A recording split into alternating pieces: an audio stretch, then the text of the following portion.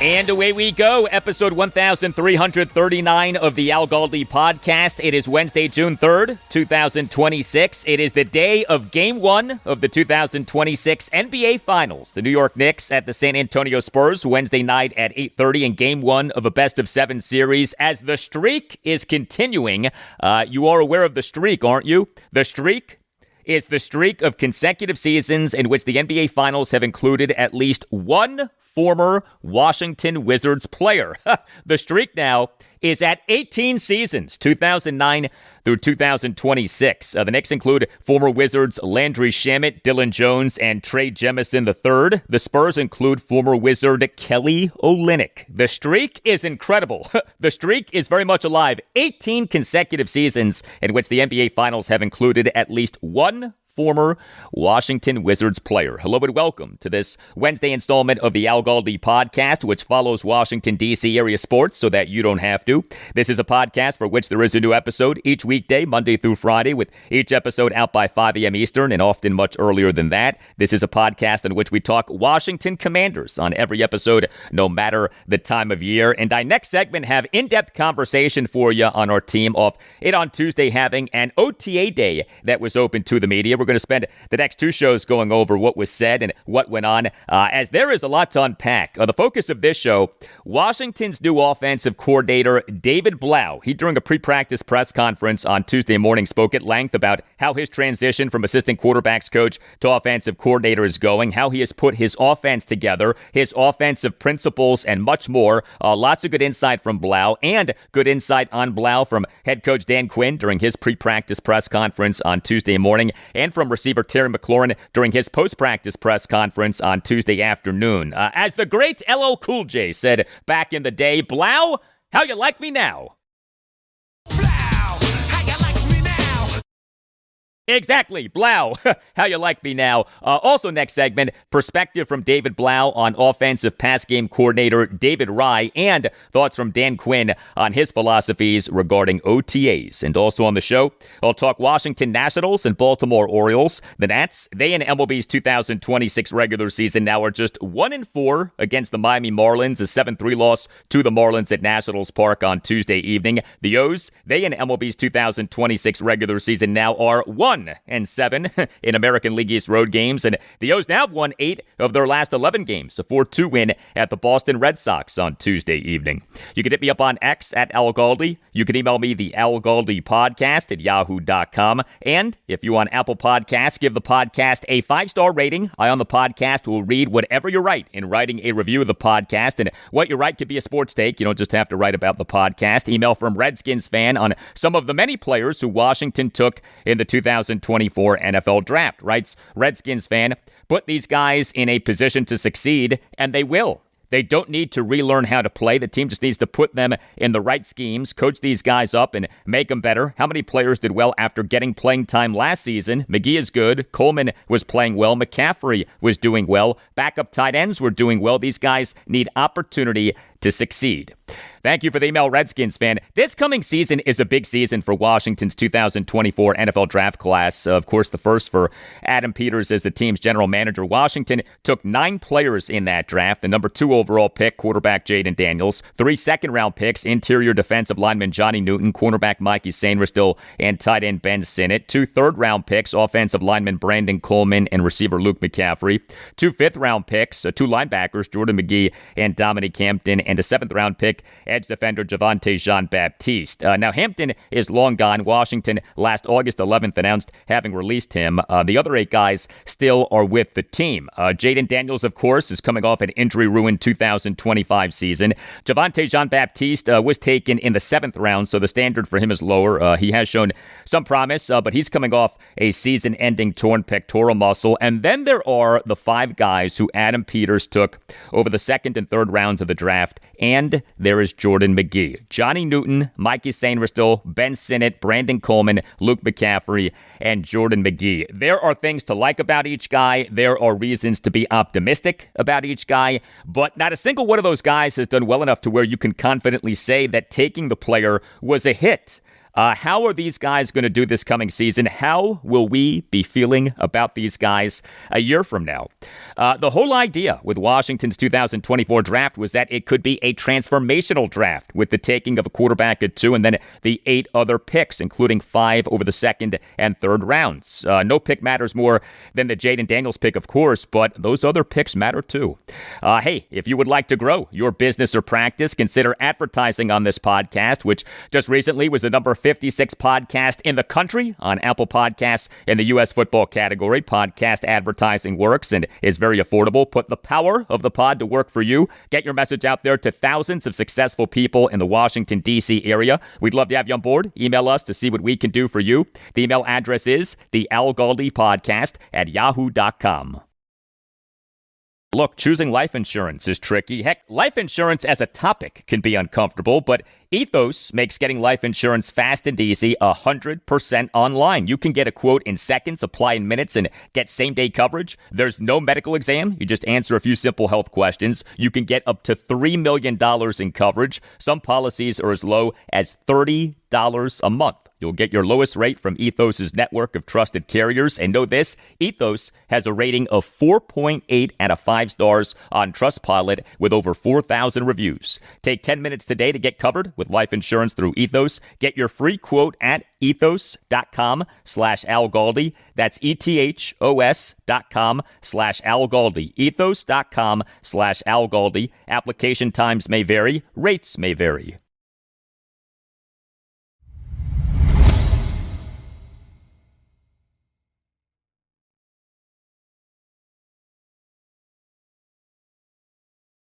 Week 2 of 2026 Washington Commanders OTAs is underway. OTAs are organized team activities. No live contact is permitted, but 7-on-7, 9-on-7, and 11-on-11 drills are permitted. The team this week is conducting the second of 3 3-day sessions of OTAs this offseason, May 27th through the 29th, June 2nd through the 4th, and June 9th through the 11th. And the team is conducting a 3-day mandatory minicamp from June 16th through the 18th. And then after that is the break until training camp. Washington is having the first day of each 3-day batch of OTAs open to the media. So the first OTA day of this offseason, last Wednesday, May 27th, was open to reporters, and the OTA day on Tuesday, June 2nd, was open to reporters. Head coach Dan Quinn and offensive coordinator David Blough each did a pre-practice press conference late Tuesday morning, and a bunch of players did post-practice press conferences on Tuesday afternoon. A lot was said, so the plan is to go through what these guys had to say over this show and Thursday's show,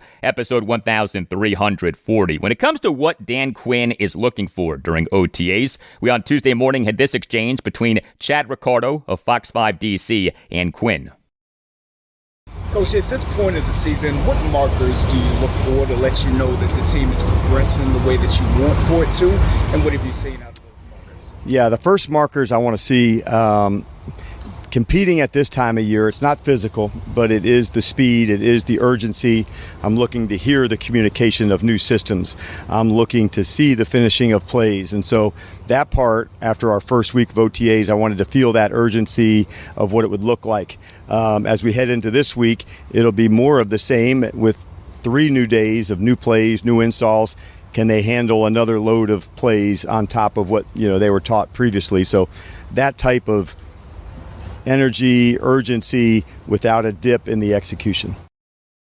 So, day 1 of 2026 Washington Commanders OTA surprisingly included left tackle Laremy Tunsil. He was in attendance. The expectation was that he would not be in attendance, as he traditionally does his own thing in off seasons, but he last Wednesday was in attendance. However, Tunsil on Tuesday, as best as we can tell, was not in attendance. Not a big deal to me. This guy is an elite left tackle. His first season with Washington was terrific. Also, keep in mind that only one OTA day per 3-day session is open to the media. So Tunsil conceivably could be in attendance on Wednesday and or Thursday. There are players who aren't fully participating in OTAs due to coming off injuries. It also stood out that running back Ja'Cory Krosky-Merritt has not fully participated in either OTA day open to the media this offseason. He's presumably dealing with an ailment of some kind. But NFL teams are not required to put out injury reports for OTAs, nor are teams required to report who does and does not show up for OTAs. Again, they are voluntary. Dan Quinn on Tuesday morning would not even address the nature of team attendance for OTAs so far this offseason. We on Tuesday morning had this exchange between Mitch Tischler of Monumental Sports Network and Quinn. Did you have 100% participation last week? And I guess kind of what was your reaction to having so many guys out here for the voluntary portion of the offseason? Yeah, it's good to have the guys here. And you can feel everyone's urgency regarding new systems and the importance of that to get to the details. If you had a playbook and I have one, that's learning it, but making the whole thing come to life, the skies is how do you get to those spots, the communication that takes place, the nuances, of the calls. And so this time of year, it's not physical, but there is speed, there is execution. We want to see that type in the pass game, although the line of scrimmage work isn't physical.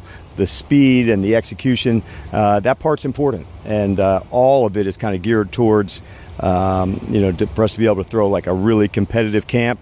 And there are a lot of rooms that like the whole room has been elevated. And so I'm pleased. There are certain levels of who can participate at what level and all that, but just having the guys all digging in together, like that's a really big deal.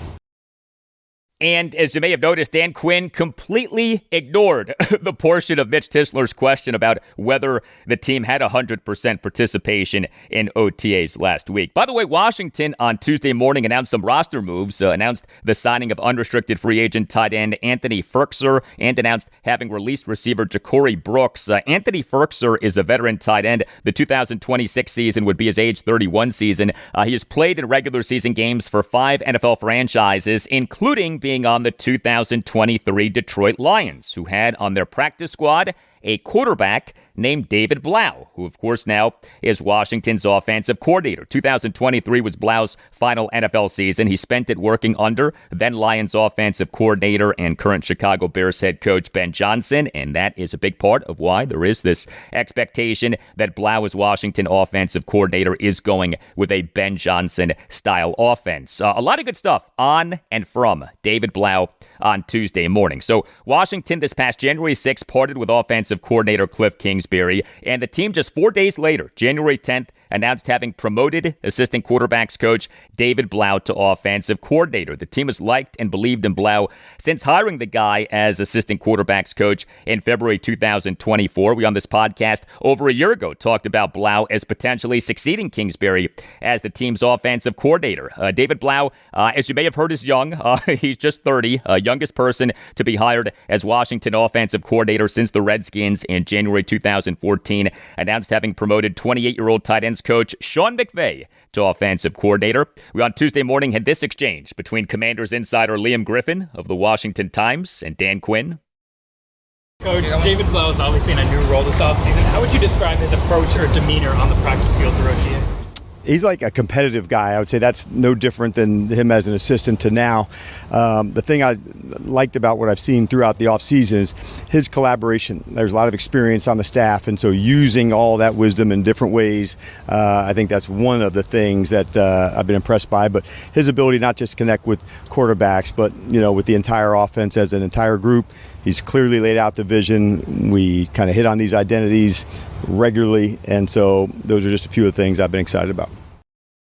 And there is a lot to be excited about with David Blough. Look, I was a big fan of Cliff Kingsbury as Washington offensive coordinator. He, to me, did a really good job as Washington offensive coordinator. And that's not just my opinion. I mean, that is quantifiable. But that doesn't mean that the offense can't be better.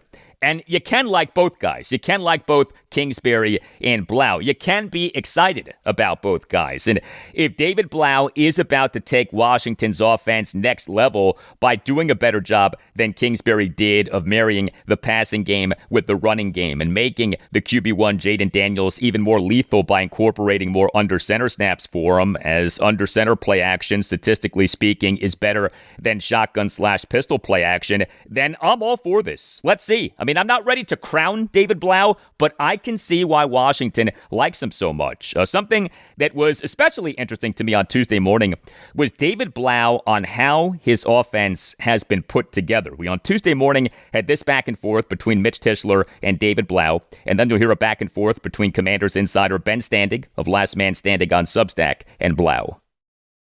As far as implementing your kind of offensive ideas, verbiage, concepts, etc., does it feel a little bit like you're kind of starting from square one, or is this kind of building on some of the stuff you guys have done the past couple of seasons? I really do think, as we grow, we're a sum of everything that we've kind of taken in. So there's been things that I've really liked along the way from other places that we will certainly look like.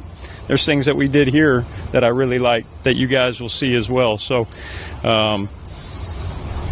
as a staff, that has been the goal, so that you can walk into this offense and say, well, why is it called that? And everybody in football always says, well, we've always done it that way. The goal was to eliminate all of that and build it from the ground up, the collaboration, and we're going to make the 26 Commanders offense our own. As far as kind of player input, and guys kind of come to you with different ideas, things they like, dislike, kind of what they want to do along the way. I mean, I know it's early. Yeah, certainly. We had a player send 2003 varsity wing T playbook a picture just this past weekend. Somebody shared that with me, one of our offensive linemen, of course, and then from the quarterbacks to all the rooms to all the coaching staff, this has been collaborative. We're building it together, and at the end of the day, man, you get 65 snaps on a Sunday roughly to put your guys in the position to be successful, and that's what we're building towards. Understanding that it's a collaborative system that you put together. The offense that you have built, that you presented to the group, how long did that take you to actually put together? Great question, and I think there was construction of it, right, back in, call it January, February, things that I had stored away from prior years. And then there was a whole deconstruction process of with the coaching staff and input from certain players, a lot of communication with Jaden along the way. And then you build it back up in March and in April. It's been a full process, call it from January until the players got their eyes on it for the first time on April 20th. And we kind of went from there, and it's still evolving, right? This is a work in progress. It'd be foolish to say, hey, this is set in stone what we do. So we're going to continue to find the best avenues to put us in a position to succeed. The deconstruction, like, okay, you know, something maybe are not for where the league is right now, or doesn't appropriate for state or things like that. Yes, and all of the above. Is it changing the names? Is it changing the tempos? Is it changing the personnel grouping? So we're trying to be very multiple, be hard to prepare for, and all of those factors play into it.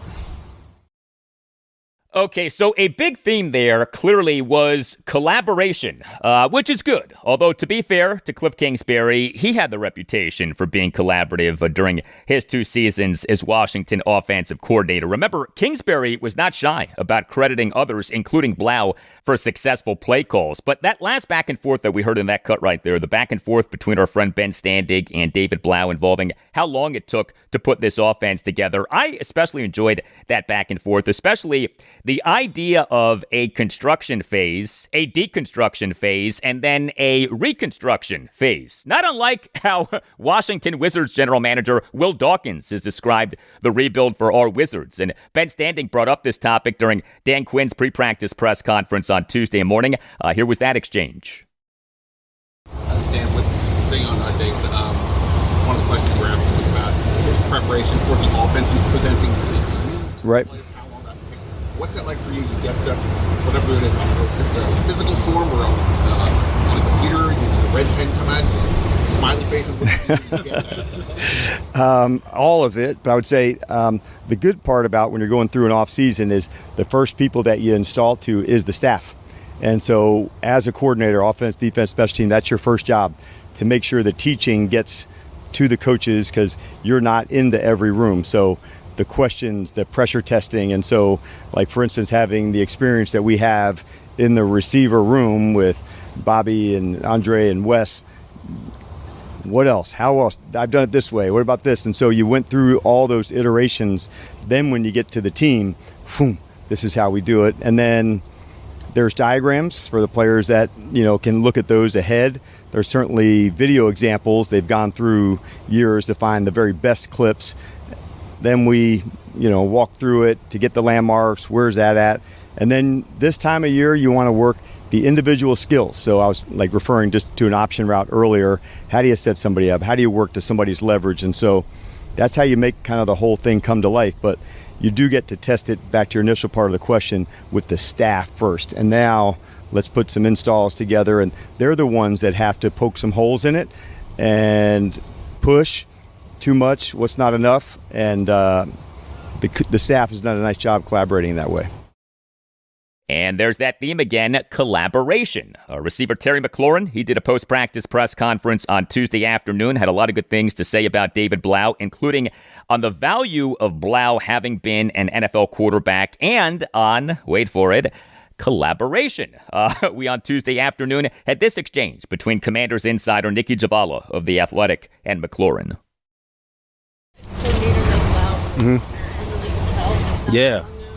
Does that help? I mean, Yeah. does that mean more? I'm trying not to smile. Yeah, but yeah, I mean, I think it's extremely important. I don't think you have to play the game to know ball or to be able to coach at a high level, but I think that adds an added benefit when you've played that position, especially played at a high level. He's played in multiple systems, so he's been around different philosophies offensively, different type of playmakers, and he's ran offenses himself. So he's extremely smart. He knows what, from day one, I mean, it was such a detail-oriented process from route stems to the reasoning as to why we're running these plays, to beat what coverages, how they're going to marry together, how we're going to make the same things look different and the different things look the same. I like that philosophy because I think that forces defense to play more honest. You know what I mean? I've played in multiple systems, and, recently in Cliff's system, it was more like outside receiver tree routes, which is fine for me. But just being able to move around is just an added benefit, for our offense, for our receivers. And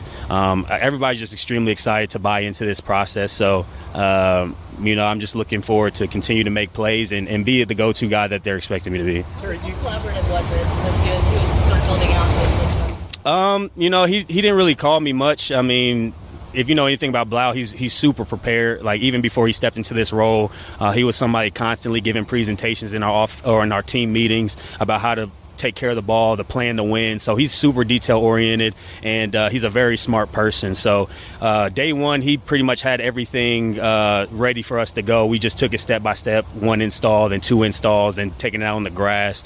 But mainly, it's an offense that's going to put playmakers in position to make plays, an offense that's going to allow Jaden to best flourish in his skill set, which, there's not too many things he can't do on the field. So I think it just adds another variation of how this offense can take the next step. But right now we're just really focused on the fundamentals, like making sure we're lining up correctly, making sure we're staying on sides, working cadence, being in the right spots for zone, snapping up against zone, running away against man. So the little details that you want to stack to build the foundation of the offense that are going to start to show up as we get closer to the season. And that attention to detail is reminiscent of what we heard about Sean McVay when he was with the Redskins. Sean McVay obviously is a high bar given how well he's done over his 9 seasons as Los Angeles Rams head coach. He was hired as Rams head coach in January 2017 off 3 seasons as Redskins offensive coordinator. But other than maybe Kevin O'Connell, no young Washington assistant has been talked about the way that David Blough has been talked about since McVay. Is Blough another McVay? I mean, this is a big part of why the team parted with Cliff Kingsbury, the notion of promoting Blough instead of losing Blough.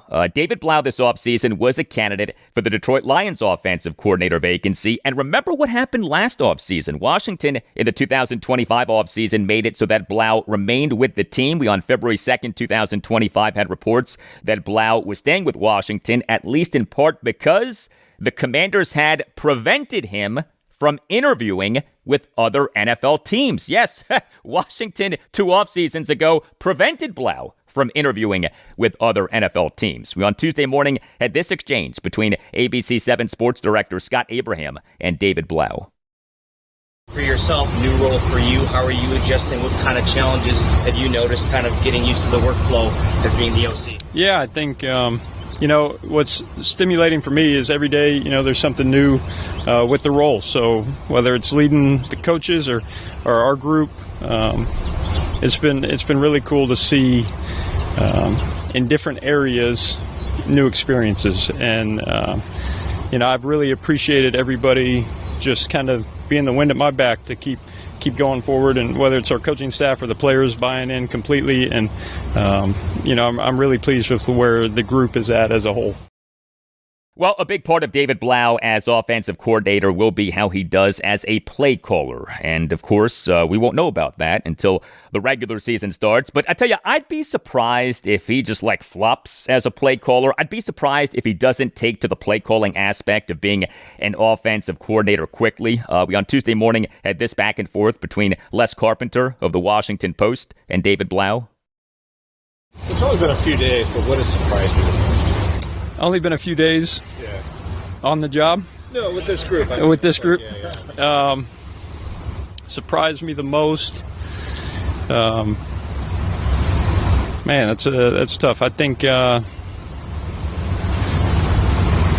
really do feel like no hesitation from anybody, and not that is surprising, but I think everybody has just full steam ahead, said, okay, we're locking the gates, we're going forward, and we're just going to be about what the vision is for this new system and what the 26 Commanders offense will look like. Is that grasping it better by everybody, or is that just there's a determination, or what do you sort of... One of the expectations we talk about a lot is just the ownership of it with regard to the players, just taking it, making it their own, and because this thing, I'll stand up here and I'll tell you guys, we got 14 coaches and, roughly 45 players on offense. This is a collaborative effort. It'd be foolish of me to teach Marcus exactly how I see the zone read. But when Marcus shares his wisdom from his experience, it makes the group better. Same with Terry catching a fade or different experiences. All of our coaches who have different experiences. So this is a collaborative effort, and the ownership aspect of it is what I've been really pleased of. And again, there was that theme of collaboration. That was the C word for Washington on Tuesday. For once, the C word was not Commanders. No, the C word on Tuesday was collaboration.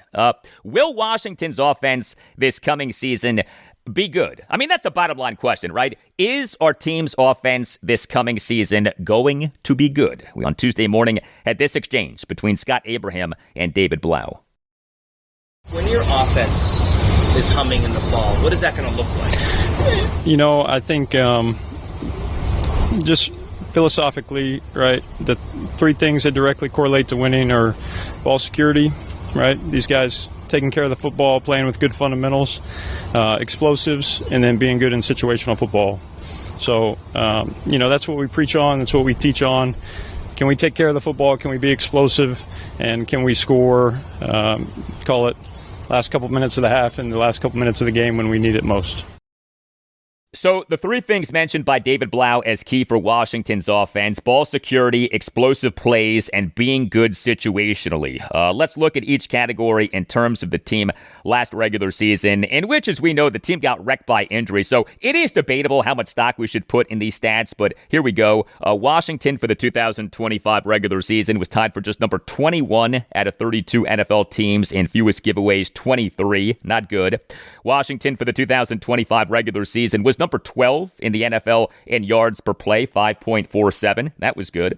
Washington for the 2025 regular season had these rankings in various situational categories. Just number 23 in the NFL in third down efficiency, 41.3%. Just number 23 in the NFL in fourth down efficiency, 62.5%. But number 4 in the NFL in red zone touchdown scoring percentage, 65.2%. So a mixed bag with this stuff. But again, the team got wrecked by injury, so it is debatable how much stock we should put in these stats, and the situational stats do tend to fluctuate season to season. You could argue that the single most important team stat for an NFL offense is explosive play rate, the percentage of a team's plays that qualify as explosive plays. Now, various outlets define explosive plays in various ways. If we just look at all plays that were for at least 15 yards, Washington for the 2025 regular season was tied with the New York Giants for number 16 in the NFL in explosive play rate,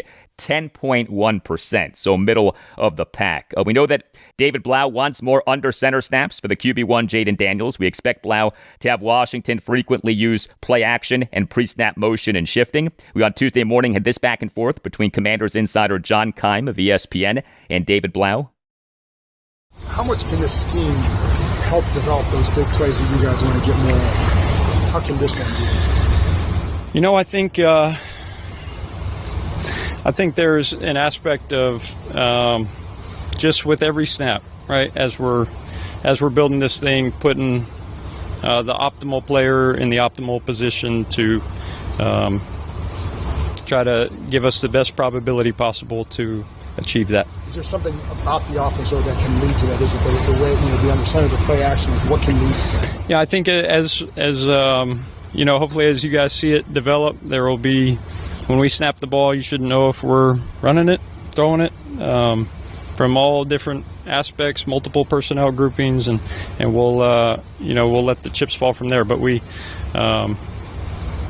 coaches have done an awesome job being intentional building it, and I think, as we go forward, hopefully you'll see the things that we harp on and emphasize come to life.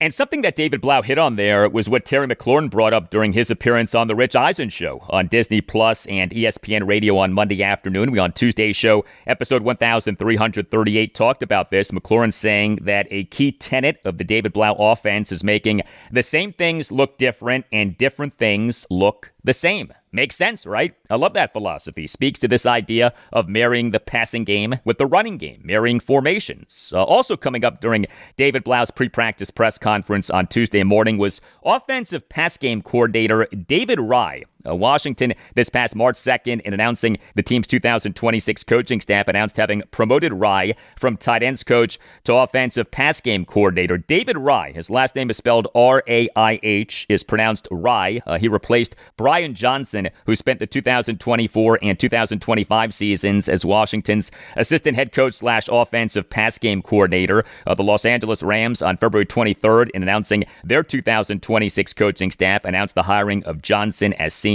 offensive assistant and announced the hiring of Cliff Kingsbury as assistant head coach. Now, a presumed reason that Brian Johnson left Washington was that he did not get the offensive coordinator job. As mentioned, the team on January 10th announced having promoted assistant quarterbacks coach David Blough to offensive coordinator off having parted with Cliff Kingsbury on January 6th. Washington reportedly interviewed 4 other people for the offensive coordinator vacancy, including 2 other internal candidates, Brian Johnson and David Raih. Yeah, the team interviewed David Raih for its offensive coordinator vacancy. Washington, in February 2024, announced the hiring of Raih as tight ends coach. He spent the 2023 season as a senior offensive analyst for the Tampa Bay Buccaneers. He has a significant history with Cliff Kingsbury. There was a thought that if Kingsbury got a head coaching job, both David Blough and David Raih would have followed Kingsbury, but Raih is a Kingsbury guy. Raih was the Arizona Cardinals receivers coach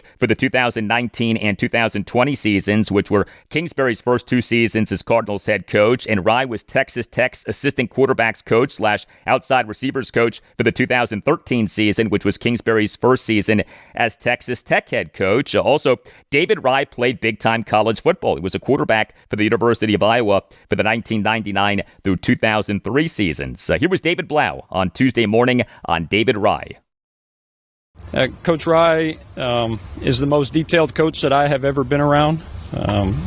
My time as a player, my time now in coaching, he's been fantastic detailing the passing game, making sure that we are spot on, marrying our run and our pass. He's got experience coaching in every position room, and his work over the last few years here, his history coaching receivers, coaching positions, playing quarterback. We were very confident that he would be able to fulfill that role and do it at an excellent level, and he has so far. And we heard David Blough in that cut flat out say, quote, marrying our run and our pass, end quote. That is a big deal for Washington right now. But high praise from one David to another, right? David Blough calling David Raih, quote, the most detailed coach that I have ever been around, end quote. We on Tuesday morning had this exchange between John Keim and David Blough. Where have you seen the details with David Raih in terms of passing and all that, and how has that helped you? Yeah, he, from an organization standpoint, he takes a lot off my plate, and he has been excellent with, there's so many things that go into the timing and spacing of a passing game, from your splits to your route depth to different concepts you want to orchestrate, and he has a lifetime of experience detailing that, so to have that assistance has been really helpful for me. Okay, and back to collaboration. How about some collaboration between David Blough and Washington's new defensive coordinator, Durante Jones? We on Tuesday morning had this exchange.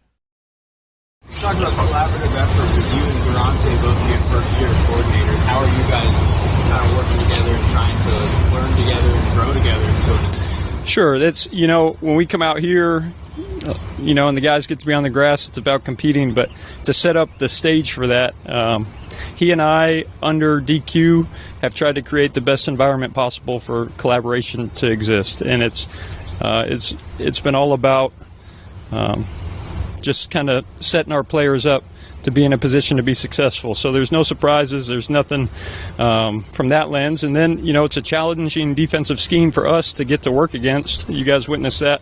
When we went to Minnesota last year, and so there's different challenges that arise, and it challenges us as offensive coaches to have good solutions for our players as we take the field. So I think, as we head forward, it's a big part of who we are as a coaching staff, and the collaboration has been really encouraging thus far.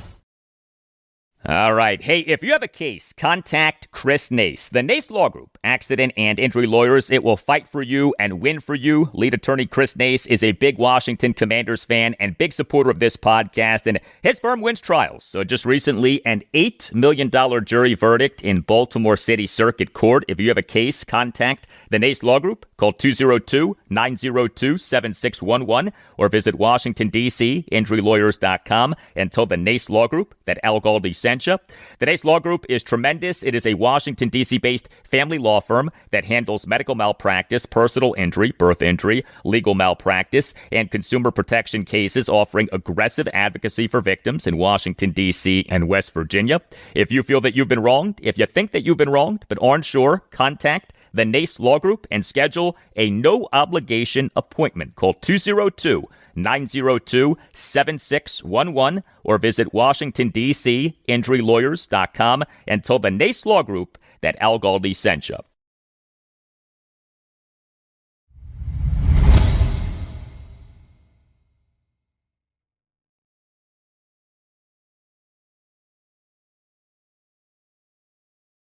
Well, the Washington Nationals in MLB's 2026 regular season now are just 1-4 against the Miami Marlins and 30-27 against everyone else. A 7-3 loss to the Miami Marlins at Nationals Park on Tuesday evening in Game 2 of a 3-game series. This off a 7-3 loss to the Marlins at Nationals Park on Monday evening. The Nats in that game blew a 3-1 six-inning lead. The Nats in this 7-3 loss on Tuesday evening allowed runs in just 2 innings, but they were a 4-run fifth and a 3-run ninth. This also was a game in which the Nats were no hit for 5 innings and the Marlins were no hit for 4 and a third innings. And so the Nats now are 31-31. The National League East rival Marlins now are 28-34. Very strange game in terms of Nats pitching. The Nats in this 7-3 loss to the Marlins at Nationals Park on Tuesday evening used an opener who was relief pitcher Richard Lovelady. He tossed 2 scoreless and hitless innings with 2 strikeouts versus 3 walks. So he tossed a perfect top of the first and tossed a scoreless and hitless top of the second, despite issuing 3 walks. So he ended up doing very well, but in a rather unimpressive way, given 3 walks in that scoreless and hitless top of the second. Starting pitcher Miles Mikolas then came into the game as the Nats bulk pitcher. He officially allowed 6 runs in 6 innings, but how he got to that final line was something. Mikolas tossed 2 scoreless innings, but then allowed 4 runs in the top of the 5th, during which he issued a 1-out walk of Owen Casey, and then gave up 3 consecutive 1-out home runs. A first pitch 2-run homer by Joe Mack to right center field, a solo homer by Heriberto Hernandez to center field, and a solo homer by Otto Lopez to left field, giving the Marlins a 4-0 lead. Each homer had a projected distance of more than 400 feet per Statcast. So you say to yourself, all right, Miles Mikolas is unraveling. However, Mikolas then tossed scoreless 6th, 7th, and 8th innings. He began the top of the 9th. He and what ended up being a 3-run 9th for the Marlins got charged with 2 runs off beginning the inning by giving up back-to-back singles. So yeah, his final line was 6 runs in 6 innings, but in a really unconventional way. And there's also this with Miles Mikolas in this game. His velocity was superb. He, per StatCast, had an average four-seam fastball velocity of 94.8 miles per hour. He, per StatCast, threw 6 different types of pitches. His velocity was up on all 6 pitches in this, his age 37 season. Miles Mikolas now for this regular season, 13 games, including 6 starts, ERA of 6.39, whip of 1.40. The Nats in this game used just one other pitcher, who was reliever Mitchell Parker. He officially allowed 1 run in 1 inning, but there was a lot more to his outing than that. He came into the game in the top of the 9th with runners on first and third, no outs, and the Nats down 4-3. Parker allowed an inherited runner to score on a 1-out RBI sac bunt by Joe Mack, and then gave up a 2-out, 2-run homer by Heriberto Hernandez to left field for a 7-3 Marlins lead. But what drove me nuts with Parker more than anything was that Parker, on that Mack RBI sac bunt, inexplicably threw to first base when Parker absolutely had a play at home plate. I don't know what Parker was thinking. His fielding has been a problem in the past, certainly was on that play. And, his pitching has been a problem too. He now is a reliever of having failed as a starting pitcher. He at times has looked good as a reliever, that is true. But Mitchell Parker now at the major league level in this regular season, 14 games, all in relief, 30 innings, ERA of 5.40. The whip is 1.20. The whip isn't too bad, but that ERA is bad, and a big reason why. Parker, over his 30 innings, has allowed 7 home runs. That makes for a sky-high home run rate for a reliever. So yeah, this was an odd game in terms of Nats pitching. We, during Nats manager Blake Butera's postgame press conference on Tuesday night, had these exchanges. Can you just walk me through that 9th inning? What kind of led you to sticking with Mikolas to start, and then going to Parker in particular for after that?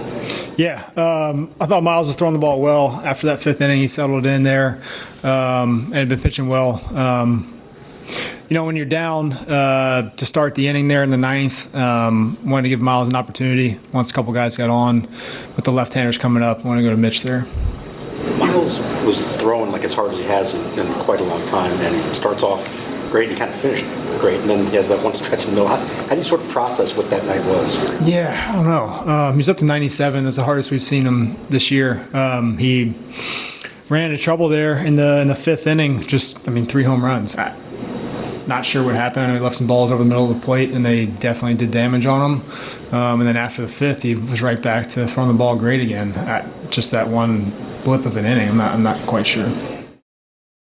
Yeah, strange game for Nats pitching. The Nats offense in this 7-3 loss to the Marlins at Nationals Park on Tuesday evening was not good. Just 3 runs, just 7 hits, which were a triple, and 6 singles, just 1 walk, just 1 for 9 with runners in scoring position, 11 strikeouts. Drew Millis, as the Nats starting catcher and number 8 batter, went 1 for 2 with a single, but he left the game in the Nats 1-run 6th off a headfirst slide into third base, causing what the Nats called a lip laceration. Millis emerged from the slide with blood coming from just outside or even inside his mouth as his helmet came flying off as he slid, and the helmet appeared to cut him. We'll see what comes of this, but the Nats so far this season have had exceptional injury luck in terms of position players. Not a single Nats position player has been on an injured list so far in this regular season. Luis Garcia Jr., he is the Nats starting first baseman and number 2 batter, went 1 for 4 with a triple and an RBI fielder's choice grounder. Garcia in the bottom of the 8th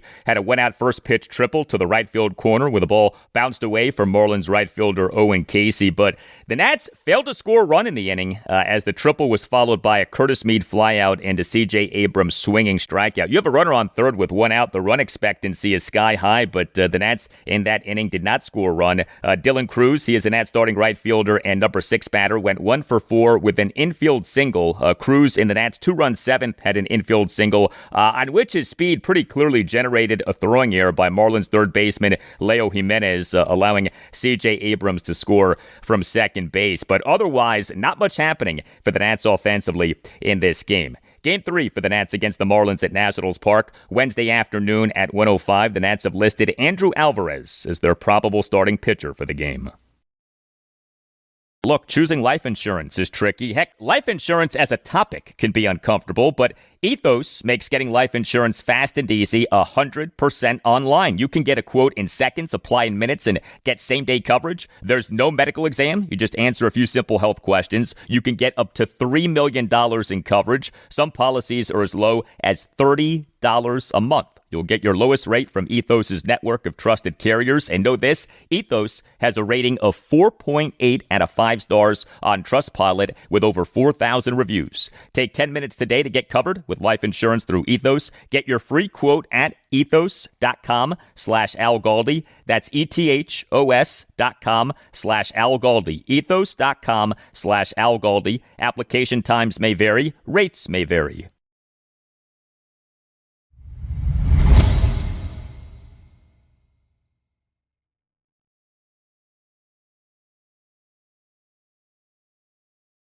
The Baltimore Orioles are no longer winless in American League East road games in MLB's 2026 regular season. A 4-2 win at the Boston Red Sox on Tuesday evening in Game 1 of a 3-game series. The O's came into the game 0-7 in American League East road games in this regular season, thanks to a 4-game sweep at the New York Yankees from May 1st through the 4th, and a 3-game sweep at the Tampa Bay Rays from May 18th through the 20th.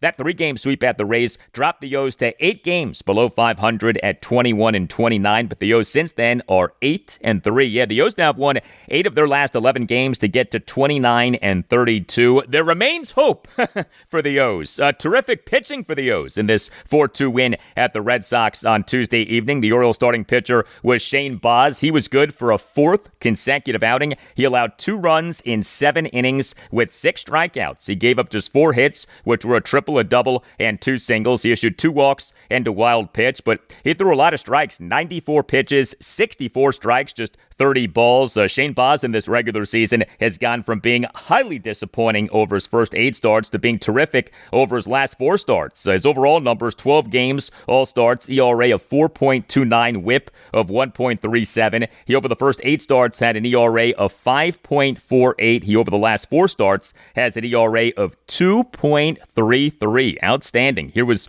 O's manager Craig Albernaz during his postgame session with reporters on Tuesday night on Shane Baz, who is part of an Orioles starting pitching rotation that, with the recent improvement from Kyle Bradish and the recent good work by Brandon Young, is looking better. And then you'll hear a follow-up exchange.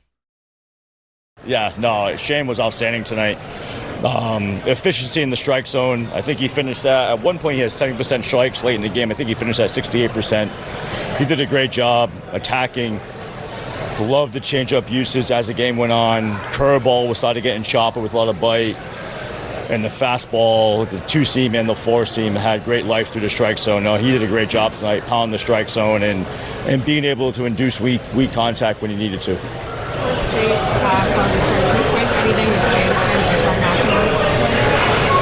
Yeah, just the starters, just collectively, like we talked about how the starting pitching group is kind of like their own team, and there's always there's subsets of teams within the team. And the starting pitching group really kind of took a big step forward collectively. And the biggest thing is that they're throwing strikes. And when you throw strikes, it gives you the ability to get deeper into the game because they all have elite stuff. You're not a starting pitcher in this league without elite weapons and fastballs, honestly. And these guys are doing a great job of just attacking the strike zone. Yes, they are, and the Orioles relief pitching in this 4-2 win at the Red Sox on Tuesday evening was good. 2 Orioles relievers combined for 2 scoreless innings. Andrew Kittredge tossed a scoreless bottom of the 8th, and Rico Garcia tossed a perfect bottom of the 9th with 2 swinging strikeouts for the save. Man, Rico Garcia has been so good. He, for this regular season, now 28 games, 26 into third innings, ERA of 0.68, whip of 0.61, strikeouts per 9 innings of 10.25. He absolutely is a candidate for this season's American League All-Star team. The Orioles offense in this 4-2 win at the Red Sox on Tuesday evening was mixed. The O's scored 4 runs and totaled 9 hits, which were 2 home runs, a double, and 6 singles. But the O's worked just 2 walks, went just 1 for 6 with runners in scoring position, and struck out 11 times. However, the O's did get to the Red Sox starting pitcher, who was Connolly Early, who the Red Sox took in the 5th round of the 2023 MLB first-year player draft out of the University of Virginia. He allowed 4 runs in 5 1/3 innings, despite having 6 strikeouts versus 1 walk. Early's a good pitcher. He came into the game with an ERA of 2.95 over 11 games, all starts in this regular season. Pete Alonso homered again. He is the Orioles starting first baseman and number 4 batter, went 2 for 4 with a 2-run homer and a single. Alonso in the Orioles' 2-run third had a 1-out 2-run homer over the Green Monster in left field for a 3-1 Orioles lead. Pete Alonso for this regular season now has an OPS of 769 and now has 12 home runs. He's second on the team in homers. Shortstop Gunnar Henderson has 13. Also homering was Kobe Mayo. He is the Orioles starting third baseman and number 6 batter, went 1 for 4 with a solo homer. Mayo in the Orioles' 1-run second had a leadoff full count homer off the top of the Green Monster in left field to tie the game at 1, despite having been down in the count at 1.12. The play was initially a double, but then correctly overturned into a home run via a crew chief replay review, and the homer came off Connolly Early, a lefty. Kobe Mayo for this regular season has an OPS of just 652, but his OPS against lefties is 1,055. His OPS against righties is just 460. Good win for the O's. Game 2 for the O's at the Red Sox Wednesday evening at 6:45. The O's have listed Chris Bassett as their probable starting pitcher for the game.